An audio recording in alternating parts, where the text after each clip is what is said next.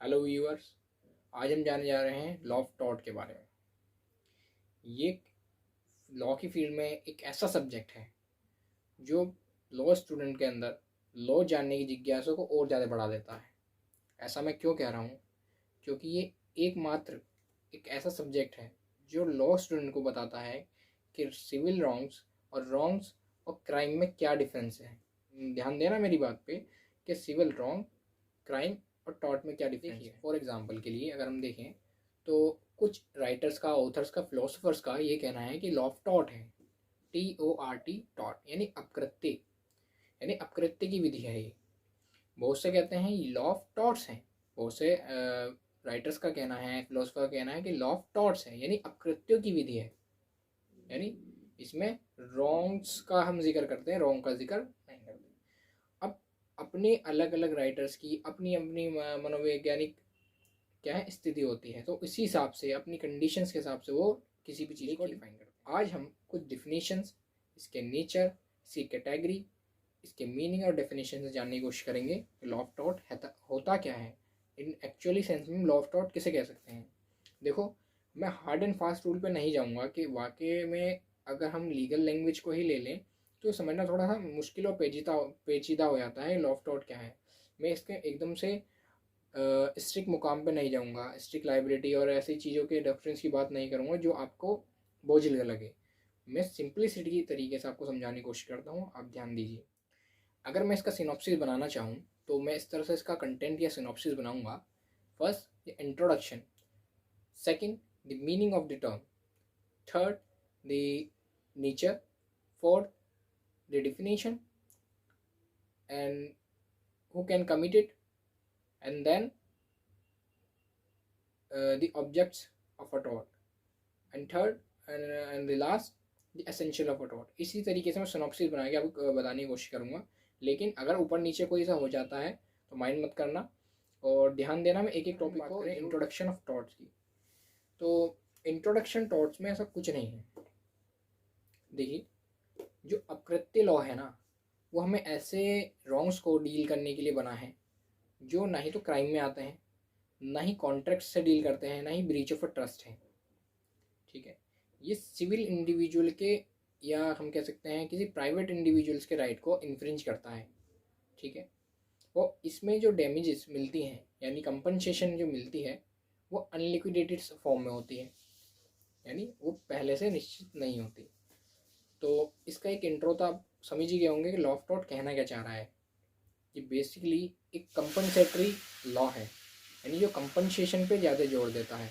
ये इंडिविजुअल्स के राइट को बताता है, ठीक, ये स्टेट के इन्वॉल्वमेंट को ख़त्म करता है। ठीक है, ये क्राइम नहीं है, क्राइम बिल्कुल भी इसको क्राइम मत समझना, ये क्राइम नहीं है। बताना चाहूँगा आपको, लिमिटेशन एक्ट 1963 में एक सेक्शन दिया हुआ है, सेक्शन 2M। अब मैं लिमिटेशन एक्ट को क्यों ले रहा हूँ, क्योंकि वो एक्सक्लूसिव डेफिनेशन देता है। वो कहता है कि अ टॉर्ट क्या है, अ सिविल रॉन्ग। इसको एक सिविल रॉन्ग माना है। क्या माना है? किसी निजी व्यक्ति के द्वारा उसके अधिकारों का हनन होना। ठीक है, किसके अधिकारों का हनन होना? किस सिंगल इंडिविजुअल पर्सन का। ठीक है, तो a civil wrong which is not a just, जो कि नहीं होगा और जिसको बाहर कर दिया गया है exclusively a breach of contract से और अ ब्रीच ऑफ ट्रस्ट से। तो section 2M of limitation act says a civil wrong which is not exclusively a breach of a contract or a breach of a trust। तो law of tort एक, तो हम ये समझते हैं कि लॉ ऑफ टॉर्ट एक ऐसी लॉ है जो ब्रीच ऑफ ट्रस्ट और ब्रीच ऑफ कॉन्ट्रैक्ट से अलहदा है। हम इसके टर्म की अगर बात करें तो ये लॉ ऑफ टर्म, जो लॉ ऑफ टॉर्ट है, ये टर्म्स आया कहाँ से? तो फ्रेंच लैंग्वेज में इसका टॉर्टम, इंग्लिश लैंग्वेज में इस वर्ड के लिए रॉन्ग शब्द यूज़ होता है और रोमेनियन लैंग्वेज में इसके लिए डिलीट यूज़ होता है। तीनों की जो इनर सेंस है वो रॉन्ग, किसी गलत एक्ट के बारे में बताती है।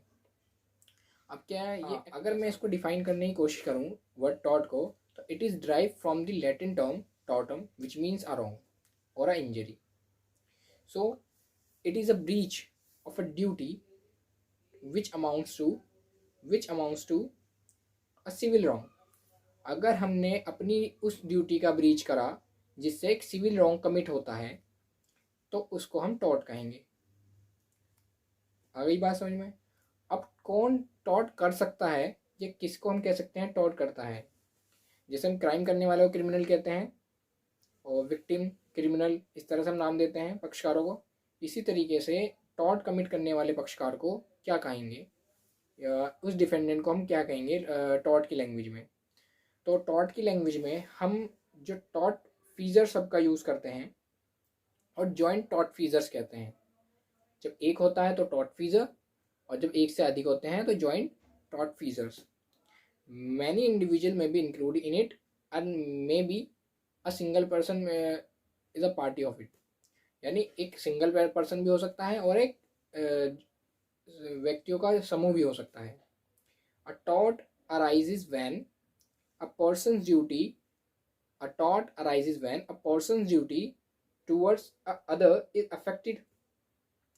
अगर किसी व्यक्ति के प्रति तुम्हारी कोई ड्यूटी है और वो ब्रीच हो जाती है, वो अफेक्ट करती है उसके इंडिविजुअल्स के राइट को, और an individual who commits a tort, और जो व्यक्ति ये टॉर्ट कमिट करता है इज कॉल्ड अ टॉर्ट फीजर और a wrong doer.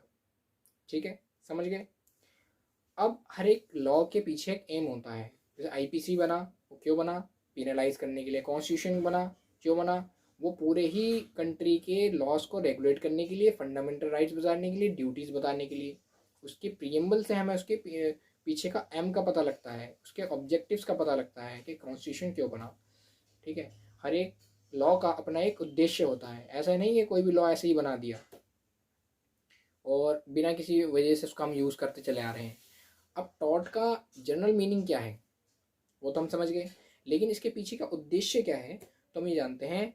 M of the law of tort is to compensate the injured person which is in the form of unliquidated damages. ठीक है, अब अनलिक्विडेटेड डैमेजेस क्या होती है मैं आपको आगे ही बताऊंगा। इसी कैटेगरी ऑफ द टॉर्ट्स, देखो वैसे तो लॉ ऑफ टॉर्ट में काफ़ी प्रकार के अपकृत्यों का जिक्र किया गया है। ठीक, उनकी कुछ जनरल डिफेंसेस भी हैं, लेकिन मेनली अगर मैं मानूँ तो लॉ ऑफ टॉर्ट में हम टॉर्ट को 3 भागों में बांट सकते हैं। कितने भागों में? 1 2 3, 3 भागों में बांट सकते हैं। ठीक है, अभी तीन भाग क्या होंगे? एक इंटेंशनल हो गया, एक नेग्लिजेंस से क्रिएट हुआ टॉर्ट हो गया, और एक हो गया हमारा स्ट्रिक्ट लायबिलिटी टॉर्ट। अब इनका मतलब क्या है? इनका क्या मतलब है? अगर हम इंटेंशनल टॉर्ट की बात करते हैं तो इंटेंशनल टॉर्ट हमें बताता है जब कोई भी व्यक्ति, जब भी कोई रॉन्ग डूअर इंटेंशनली डेलिबरेटली किसी ऐसे एक्ट को करता है या किसी ऐसी ड्यूटी को परफॉर्मेंस से रुकता है, किसी एक्ट को करता है, किसी ड्यूटी की परफॉर्मेंस से रुकता है, और उसके करने या ड्यूटी से रुकने पर किसी व्यक्ति के राइट्स क्या होते हैं? इन्फ्रिंज हो जाते हैं, उसको इंजरी मिलती है। लीगल इंजरी भी हो सकती है और कुछ डैमेजेस भी हो सकते हैं, डैमेज भी हो सकते हैं, लॉस भी हो सकता है। ठीक, अब लॉ ऑफ टॉर्ट में दूसरी चीज आती है हमारा नेग्लिजेंस क्रिएटेड टॉर्ट। अब मान लो कि किसी व्यक्ति के ऊपर एक ड्यूटी इम्पोज है, उसमें उसको ड्यू डिलिजेंस और केयर एंड कॉशन बरतना है, स्किल्स का पूरा यूज़ करना है अपना, जो भी उसको काम मिला है XYZ। अब उस स्किल्स के, उस ड्यू डिलिजेंस के बजाय वो नेग्लिजेंटली या लापरवाही तरीके से काम करता है और अपनी ड्यूटी के परफॉर्म करने में कर तो रहा है लेकिन आलस करता है। इससे क्या होता है? कहीं लूप होल रह गया और किसी के राइट्स का इन्फ्रिंजमेंट हो गया। मान लो कि किसी बस के चालक की ये ड्यूटी है कि अपनी गाड़ी चलाने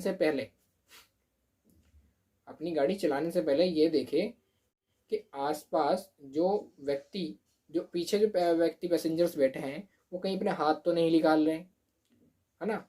कोई पैसेंजर छूट तो नहीं गया, कहीं से किसी का सामान लटक तो नहीं रहा, है ना? बहुत से कहीं से ऊपर से जो सामान बांधा हुआ है वो ढीला तो नहीं है, या मेरे टायरों में हवा सही है, या फ्यूल पूरा है।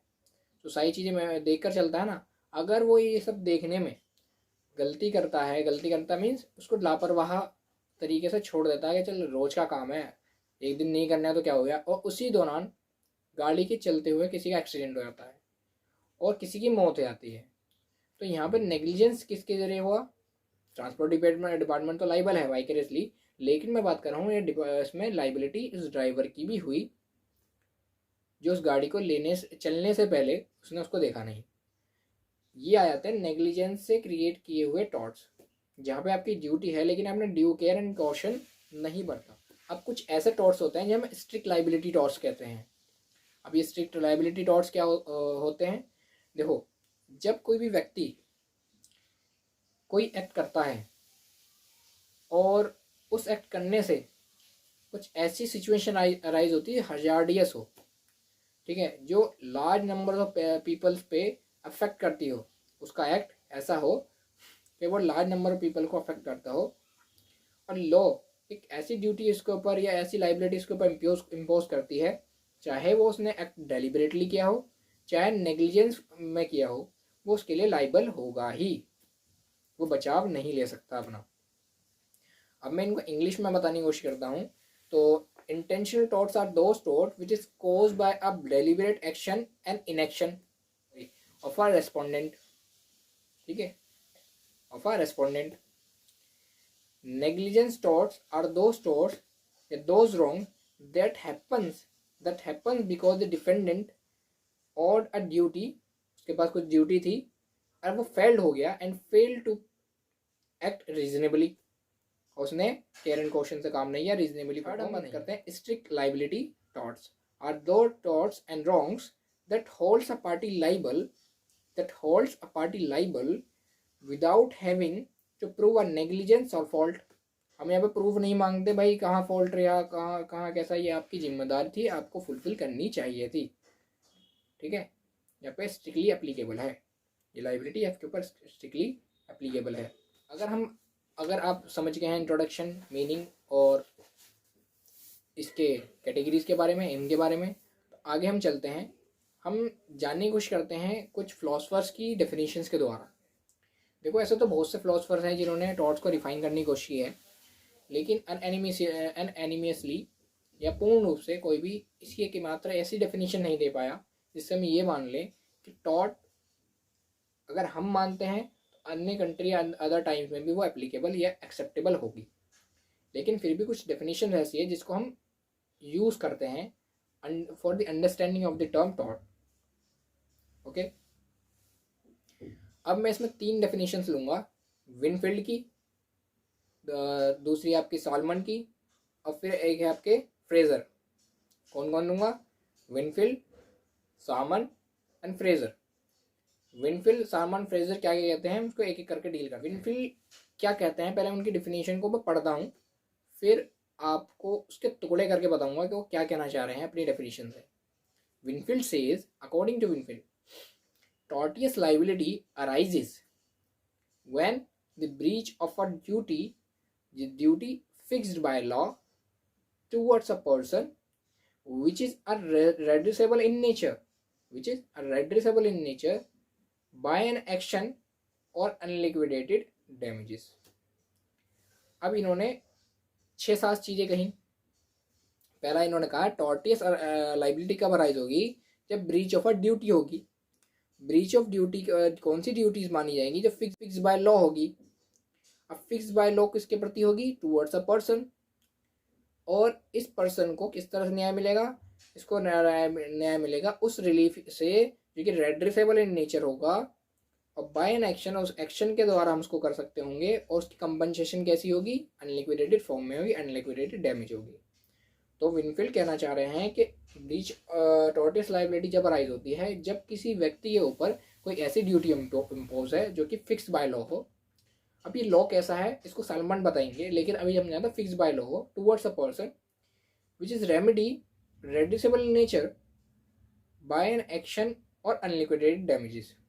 सीधा सीधा भाई साहब ये कह रहे हैं कि कोई भी अकृत्य तब तक उत्पन्न नहीं होगा जब तक कि लॉ कुछ ड्यूटीज किसी व्यक्ति के ऊपर इम्पोज ना कर दे, और वह ड्यूटी किसी व्यक्ति के प्रति होगी, किसी अनदर व्यक्ति के प्रति होगी, किसी अन्य व्यक्ति के प्रति होगी, और उसकी रेमेडी रेड्रेसेबल इन नेचर होगी, यानी उसको रेड्रेस किया जा सकेगा, रिलीफ क्लेम किया जा सकेगा, और उसका एक्शन जो होगा वो सिविल नेचर का होगा। जब सिविल लॉ की हम बात करेंगे सालमन की डेफिनेशन में, उसका नेचर की जो उसकी रेमेडी है उसका नेचर कैसा होगा, अनलिक्विडेटेड डैमेजेस फॉर्म में होगा।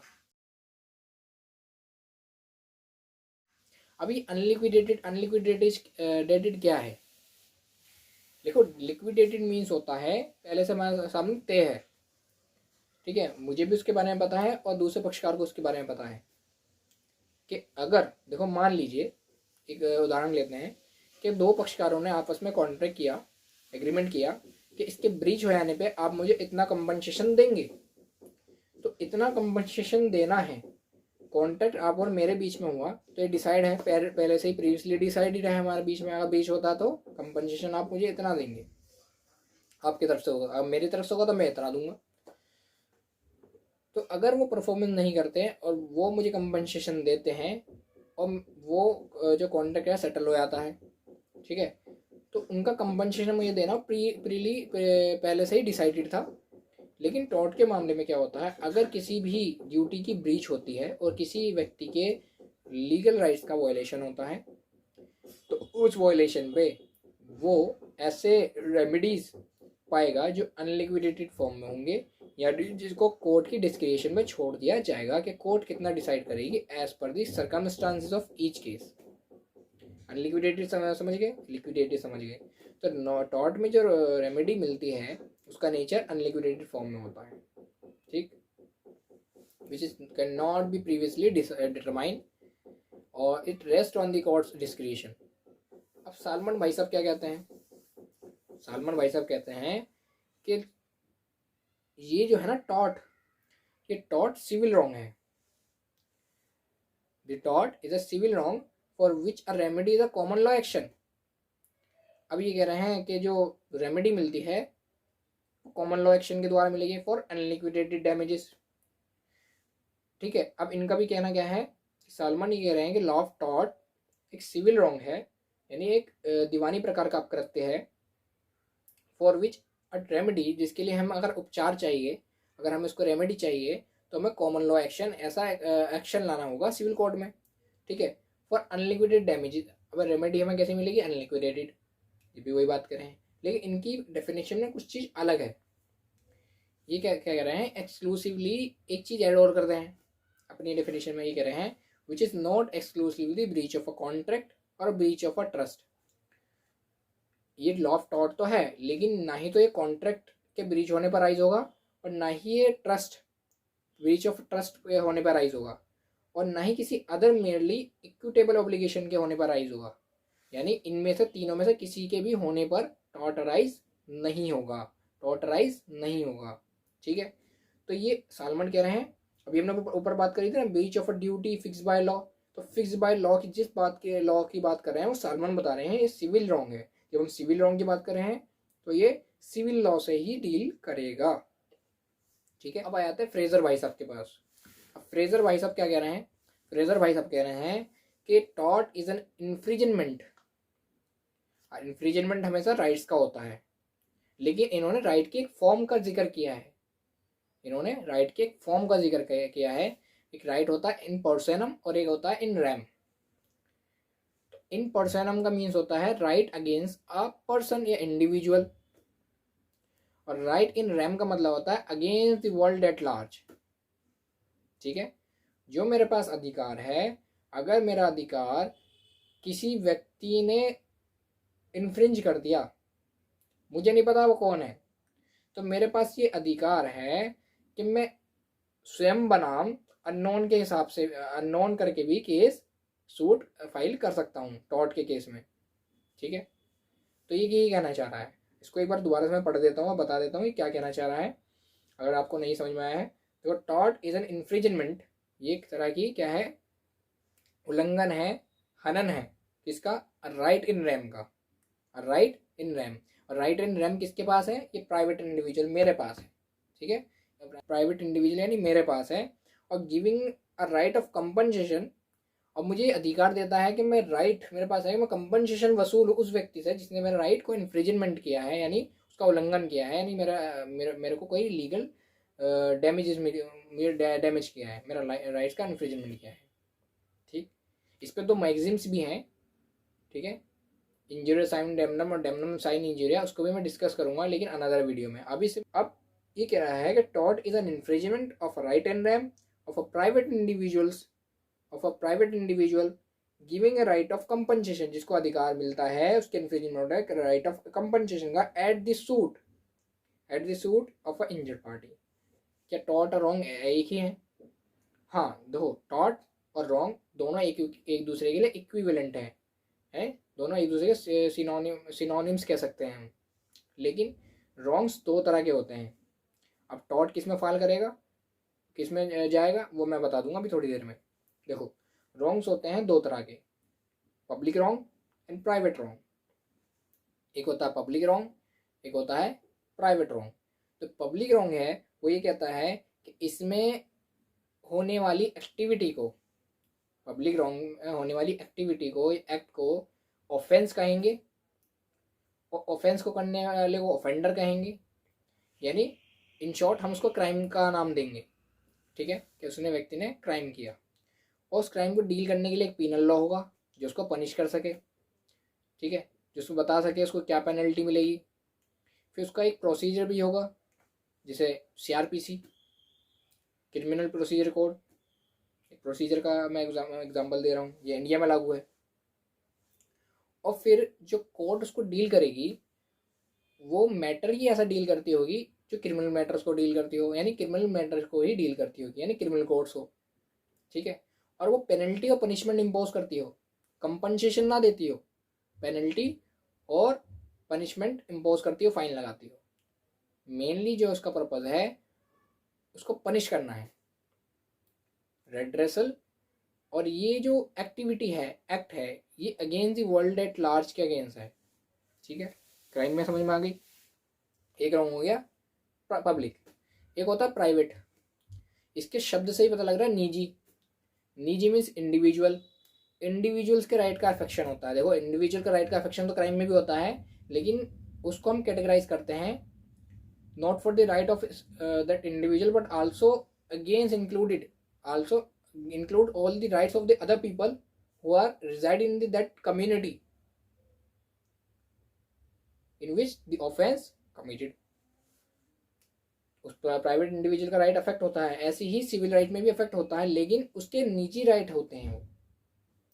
उसके लिए वे किसी भी व्यक्ति के प्रति क्रिमिनल प्रोसीडिंग नहीं चला सकता,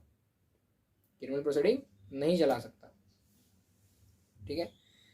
अब प्राइवेट है तो अगेंस्ट इंडिविजुअल होगा, सिविल कोर्ट डील करेगी, रेमेडी का नेचर क्या होगा, कंपनसेशन देना होगा। पर ऐसा नहीं है कि सिविल मैटर्स में आपको पनिश नहीं किया जा सकता, इम्प्रिजन नहीं किया जा सकता। ऐसे बहुत से उदाहरण हैं जिसमें इम्प्रिजन भी किया जा सकता है। लेकिन अभी हम जानेंगे सिर्फ डिफरेंस के बारे में। रॉन्ग दो तरह के होते हैं, पब्लिक एंड प्राइवेट। अब लॉ ऑफ टॉर्ट का कैसा नेचर है, इसका नेचर कैसा है, देखिए। किसी भी लॉ का नेचर डील करने से पहले हमें उसके बात को समझना, उसके संरचना कैसी है, वो क्यों बना है।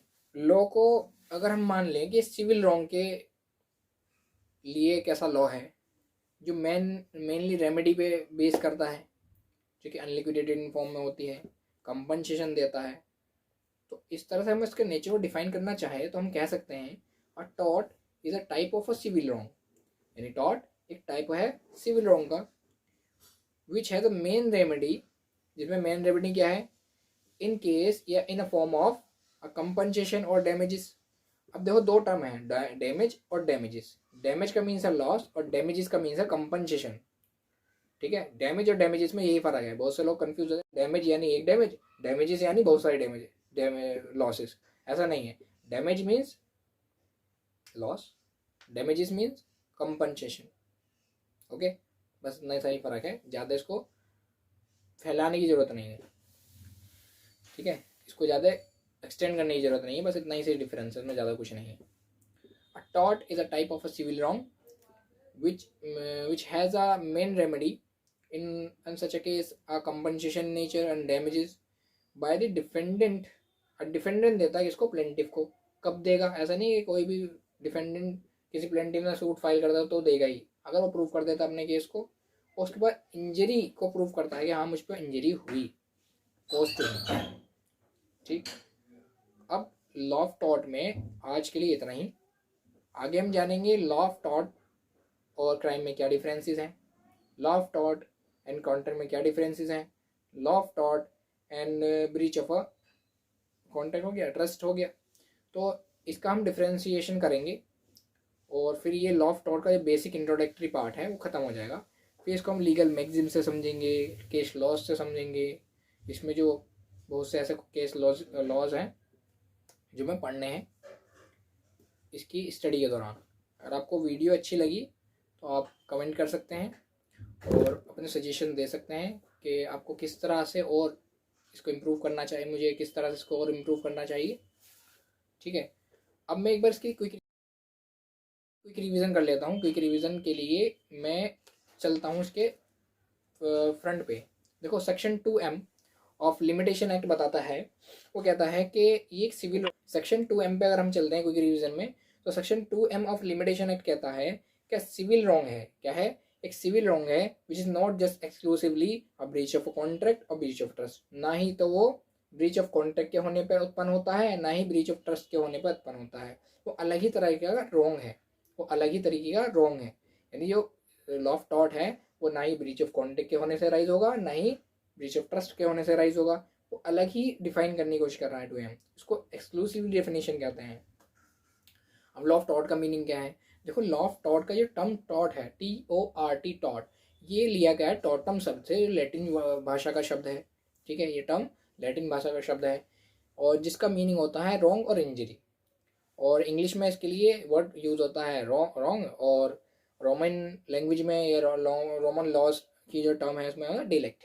डिलेक्ट मीन्स रॉन्ग ही होता है। तो हम ये कह सकते हैं कि रॉन्ग ये ऐसा है जो कि इंजर करता है किसी प्राइवेट इंडिविजुअल को। ठीक है, और ये ब्रीच ऑफ ड्यूटी के होने पर राइज होता है। जो इसको करता है इसको टॉर्ट फीजर कहते हैं। अगर वो जॉइंटली बहुत सारे हैं, सेवरल पर्सन हैं, तो वो जॉइंट टॉर्ट फीजर्स कहलाएंगे। ठीक है, क्या कहलाएंगे, जॉइंट टॉर्ट फीजर्स कहलाएंगे। अब इसमें हम आगे बात करते हैं इसके एम की। एम में इसका मेन मकसद क्या होता है कि इंजर होने के बाद अब किसी को सज़ा नहीं देनी। ठीक है, इसका मेन मकसद क्या है, कंपनसेशन करना है कि किसी भी तरीके से मॉनिटरली या किसी भी और तरीक़ों से हम इसको कंपनसेट कर सकें, इसको डैमेजेस दिला सकें। ठीक है, मेनली कंपनसेशन मॉनिटरी फॉर्म में होता है, यानी पैसे देकर कंपनसेट किया जाता है। ठीक है, और कुछ प्रॉपर्टी आर्टिकल भी वापस करके हो सकता है, कैसी भी फॉर्म हो सकती है। आगे हम डील करेंगे क्या क्या उसके कंपनसेशन के मीन्स है, हम इसकी रेमेडी पढ़ेंगे। तो आगे चलते हैं। टॉर्ट 3 प्रकार के होते हैं। पहले जाना हमने इंटेंशनल, दूसरा जाना हमने नेग्लिजेंटली, और तीसरा जाना हमने स्ट्रिक्ट लाइबिलिटी टॉर्ट्स। ये 3 तरह के टॉर्ट्स हैं। इंटेंशनल कोई व्यक्ति डेलिबरेटली कोई ऐसा काम करता है जो कि उसको उसकी ड्यूटी मना करती है और जानबूझ के ही उसको कर देता है या करने से रुक जाता है। जानबूझ के या तो करता है या करने से रुक जाता है, तो उससे किसी की व्यक्ति की इंजरी होती है उसके एक्ट से, तो वो डेलिबरेटली या इंटेंशनल टॉर्ट में आ जाएगा। करें नेग्लिजेंट टॉर्ट की, आपके पास ड्यूटीज थी, आपने केयर एंड कॉशन नहीं बरता, तो नेग्लिजेंटली टॉर्ट्स की कैटेगरी में आ जाएगा। तीसरा है आप चाहे वो जानबूझ के किया हो या लापरवाही में किया हो। अगर आप लार्ज ऐसा एक्ट कर रहे हैं जो हजार्डस इन नेचर हो, ठीक है, जो पब्लिक एट लार्ज को अफेक्ट करता हो, ठीक है, और जो आपका सब्सटेंस है बहुत ज़्यादा खतरनाक हो, जिसके निकल जाने पर आप किसी को क्षति पहुंचा सकते हो, तो ऐसी स्थिति में हो जाएगा स्ट्रिक्ट लाइबिलिटी टॉर्ट्स में। अब इनको हमने शॉर्टली इनके मीनिंग को डील करा। अब हम जाते हैं टॉर्ट व्हेन अराइज। जब भी हम कोई ऐसा एक्ट करते हैं जिसे हम कह सकते हैं कि ये रॉन्गफुल एक्ट है और इससे किसी इंडिविजुअल पर्सन के राइट का इन्फ्रिजमेंट होता है, और इस इन्फ्रिजमेंट होने पर हम उसको कहते हैं कंपनसेशन दे सकते हैं, ज़्यादा से ज़्यादा, किसी को फांसी नहीं दे सकते। तो ऐसे एक्ट्स के लिए हम डील करते हैं टॉर्ट्स को। किसको डील करते हैं, टॉर्ट्स को। ठीक, अब हम बात कर लेते हैं विनफील्ड, सालमन एंड फ्रेजर की। विनफील्ड भाई साहब कहते हैं कि ब्रीच ऑफ ड्यूटी होगी और ड्यूटी फिक्स बाय लॉ होगी टुवर्ड्स अ पर्सन। ठीक है, किसी व्यक्ति के प्रति उसका रेड्रेसेबल नेचर होगी, यानी उसको रेड्रेस किया जा सकेगा। कैसे, एक्शन ला के और अनलिक्विडेटेड डैमेज देकर। सालमन भाई साहब क्या कहते हैं, सालमन भाई साहब कहते हैं ये type of a civil wrong है for which a remedy is a common law action, इसको हम कॉमन लॉ एक्शन से ला सकते हैं। फॉर विच अनलिक्विडेड डैमेजेस, जिसमें अनलिक्विडेड डैमेजेस मिलती हैं, which is not exclusively the breach of a contract और the breach of a trust, ना ही तो 2M की तरह इसको कह दिया कि ना ही तो ब्रीच ऑफ अ कॉन्ट्रैक्ट है, ना ही ब्रीच ऑफ ट्रस्ट है, और ना ही अदर मेनली एक्यूटेबल ऑब्लिगेशन, ना ही इससे जुड़ी हुई कोई भी ऑब्लिगेशन है। अगर आगे हम डील करते हैं फ्रेजर्स क्या कहते हैं, फ्रेजर भाई साहब कहते हैं कॉमन लॉ एक्शन जो बताया ना हमने, कॉमन लॉ एक्शन, उसको लाने का क्या तरीका है कि हम किसी भी तरीके से ला सकते हैं। कॉमन लॉ एक्शन को तभी लाएंगे जब right in common law action को बताने के लिए फ्रेजर ने कहा है tort is a infringement of the right in RAM of a private individual giving a right. उसको राइट इन रैम के इन्फ्रिंजमेंट में क्या मिलता है, मिलता है उसको right of compensation at the suit by the injured party. अब फिर हमने डील किया ना रॉन्ग क्या है, रॉन्ग दो तरह के होते हैं, प्राइवेट एंड पब्लिक। ठीक, बता देता मैंने क्या कैसे कैसे होता है, एक बार रिवाइंड करके देख लेना। और nature of the torts, tort का कैसा नेचर है, सिविल रॉन्ग है तो सिविल टाइप का नेचर हुआ। केस ऐसे हैं जिसमें हम कंपनसेशन देते हैं, डैमेजेस देते हैं, कंपनसेशन देते हैं या डैमेजेस देते हैं by the defendant to the plaintiff on the injury cause to him, अगर इंजरी उसको कॉज होगी तो। अभी इंजरी क्या है ये भी हम पढ़ेंगे आगे, हमें आगे तो इंजुरियस साइन डेमनम, डेमनम साइन इंजुरियस है, इसको क्लियर करेंगे इंजरी कैसी इंजरी। ठीक है, आगे हम चलते हैं टॉर्ट के, यहाँ तक हमने कर लिया। अब कल हम इसमें ये कल के आने वाली वीडियोस में अगर आप कमेंट करते हैं तो वैसे तो मैं बनाऊंगा ही, तो इसमें हम डिफरेंशिएशन पढ़ेंगे टॉर्ट का, और डिफरेंशिएशन के बाद इसका जनरल इंट्रोडक्शन खत्म हो जाएगा बिल्कुल। ठीक है, आज के लिए इतना ही, शुक्रिया।